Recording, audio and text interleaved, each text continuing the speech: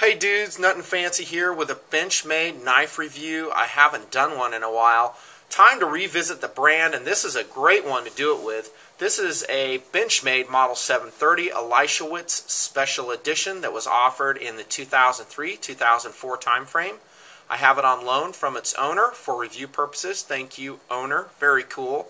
And man, this is a cool blade. It's got a lot of cool features. I'll go over those in depth. And first off, let's look at that coloration. Isn't that beautiful? That striking purple, they call it plum and black G10 handle. Man, that's just gorgeous. They also offered it in green and black back in 2003. If you scored one of those, well done. Wish I had.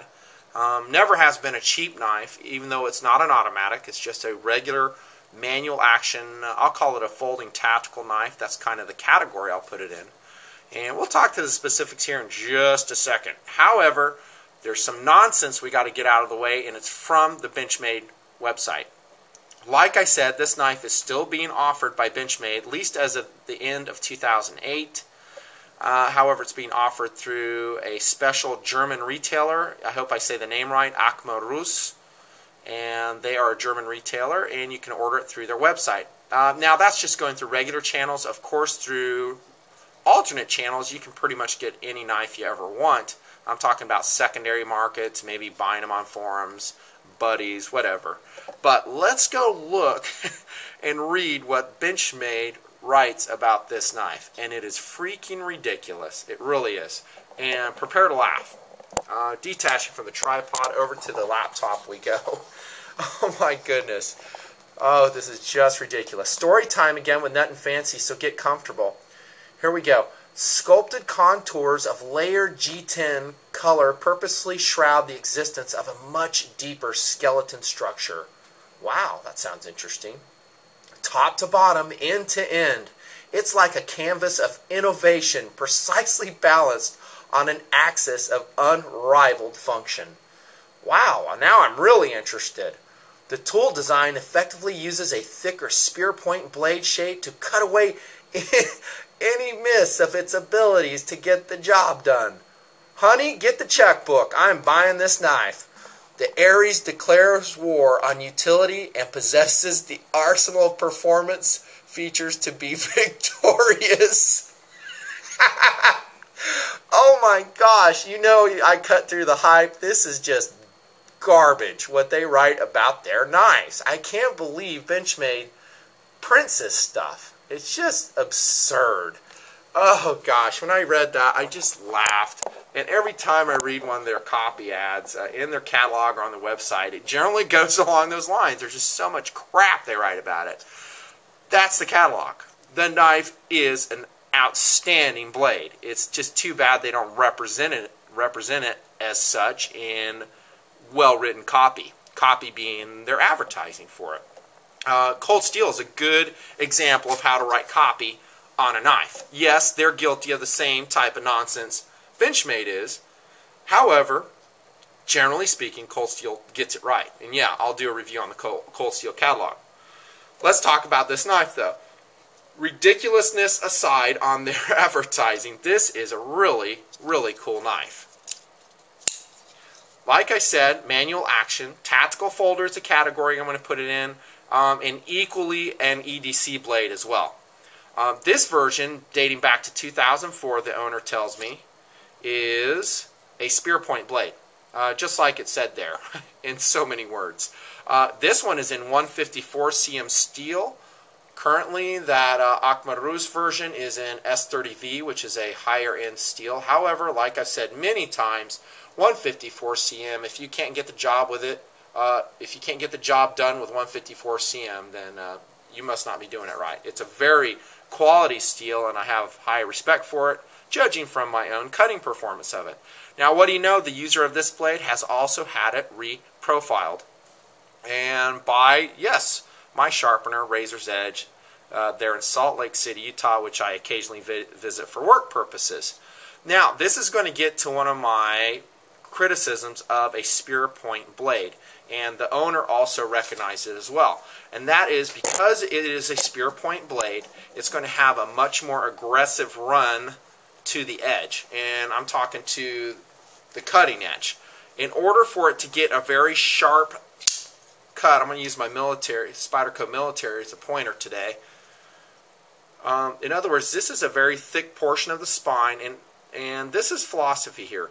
As it runs towards the relief edge, it's kind of abrupt. More abrupt than, let's say, a flat ground blade like the Spyderco military, which is, in my opinion, a much more gradual approach to the relief edge and then the final cutting edge. Like this owner had done, they back the edge up so you can get a much finer, I mainly say much sharper edge out of it. And most spear points, in my opinion, you kind of have to do that if you want a sharp edge. I have seen other Model 730 Benchmades and other spear point knives, and they are sharp, but they're not razor sharp. And like this owner, I like my knives razor sharp. You know, that's kind of like how my shop teacher used to say, razor sharp. A knife that is not razor sharp does not hold a lot of interest for Nutnfancy. And good job to this owner who got it professionally reprofiled, and this thing is, no kidding, shaving sharp. And you can see how Razor's Edge brought that relief edge up there. I forgot what I cut with this, got oil on the tip. Brought that relief edge up there just a little bit, and that makes a much more gradual approach to our cutting edge, making it a much sharper edge. Enough said about that. Spear point blades are good for defensive use, no doubt. They pierce well, i.e. stab well. This one also has enough belly where it will serve just fine in an EDC roll.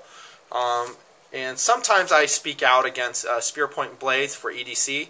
I generally don't prefer them. I'd much rather have a different blade, maybe kind of like the Spyderco military. It has more sweep and more of a sharper tip for, I don't know, whatever task you got going. But it's adequate. And there's your belly right there. Then you have your false edge running to the tip. That, again, gets to the piercing capability of the knife. Excellent. So, you know, a lot of guys love the spear point. This, and actually, in my opinion, this is not a true spear point blade. A spear point blade would be along the lines of, you know, that Benchmade model that is a true spear point blade. Forget offhand what model it is because I don't have it. But this is more of a traditional style. I like it. Standard Benchmade logo there. Already showed you the backside. And beautiful black coating like Benchmade usually does. How's those thumb studs on there? Nice. Ambidextrous, which is nice. You don't have to switch it around if you're a left-hander. Got to put my hand back there so it focuses.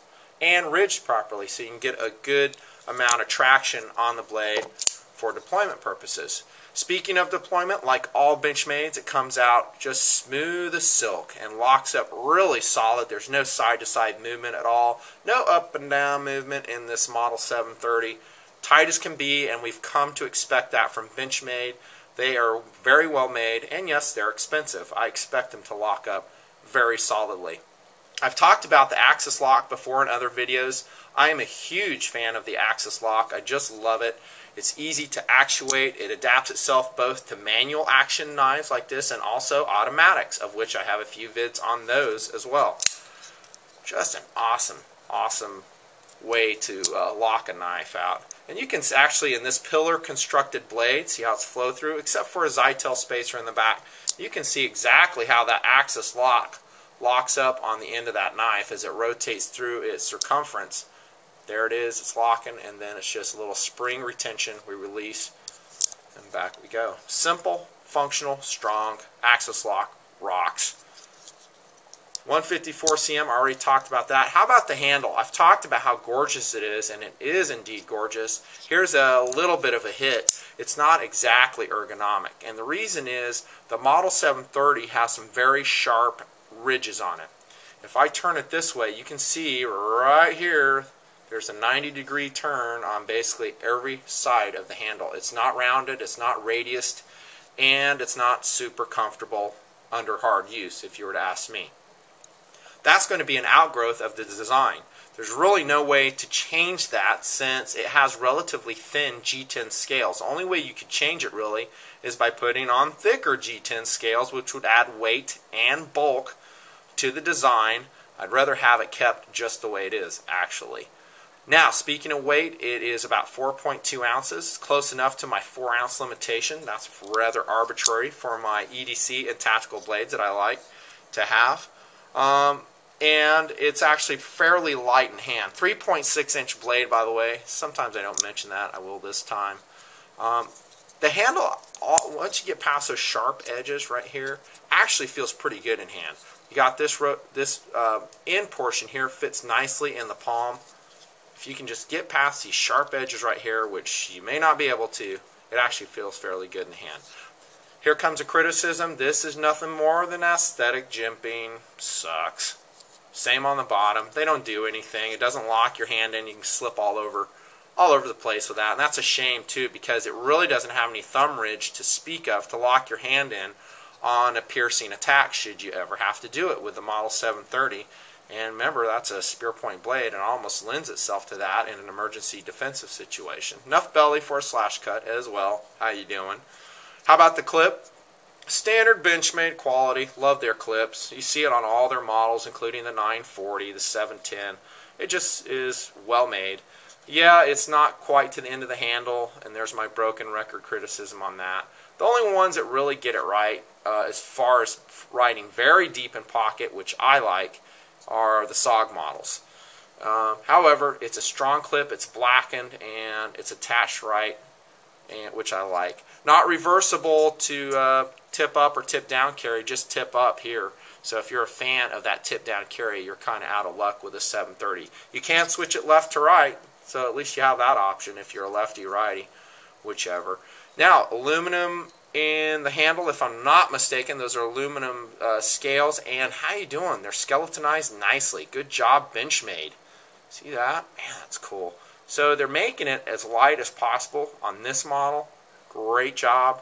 Man, I like to see that. I really don't like to look in there and see that they haven't taken just a little bit of machining time to get rid of the excess weight. So here we've lightened the knife as much as we can, but we've lost nothing in the strength of the blade at all.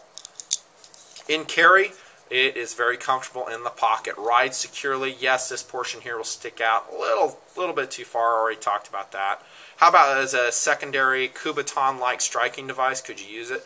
You bet. Remember, we reverse that. Don't use it that way. That doesn't work. But you can reverse it that way, and bam. You know, smack the bad guy with that should you have to do it. Forward grip works good. Reverse grip good. Still, you have those sharp edges. You'll have to deal with those.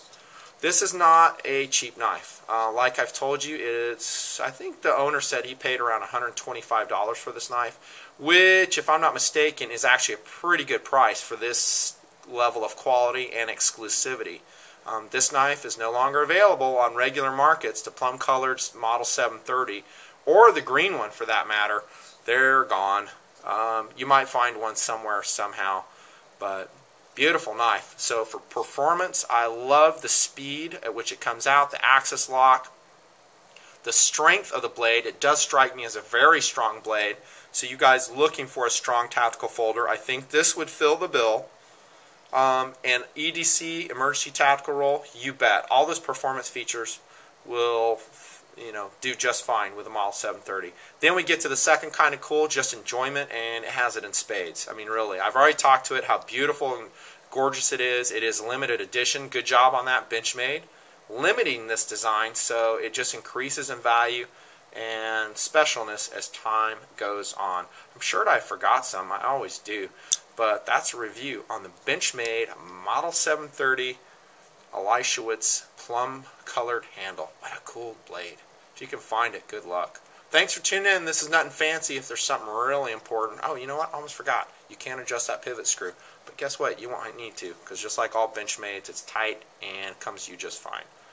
Thanks for tuning in. Nutnfancy. We'll do it again sometime real soon. See ya!